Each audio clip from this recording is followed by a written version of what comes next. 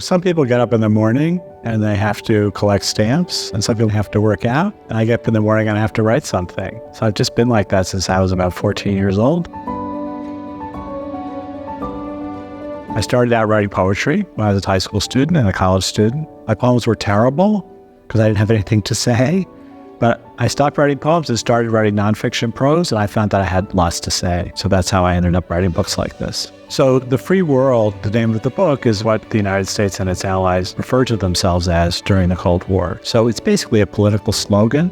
And what the book is a cultural history of the free world from 1945 to 1965, centered on the U.S. But it's very much about how culture in the U.S., by which I mean the arts, music, dance, literature, film, flourished in this 20-year period, largely because of influences from other countries and a great deal of appropriation of other countries' artworks and recasting them and redefining them and sending them back to the original country. There's great stories in there about how culture develops. So the more I got into the book, the more I realized how many fantastic stories there are in this period. And then it all ends in 1965.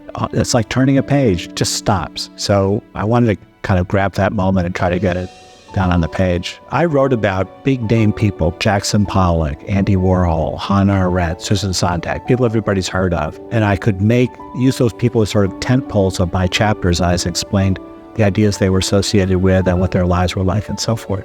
I'm not sure that's true anymore, that there are these kind of iconic headlining figures in the arts that everybody needs to know about and everybody wants to follow. The cultural landscape is much bigger.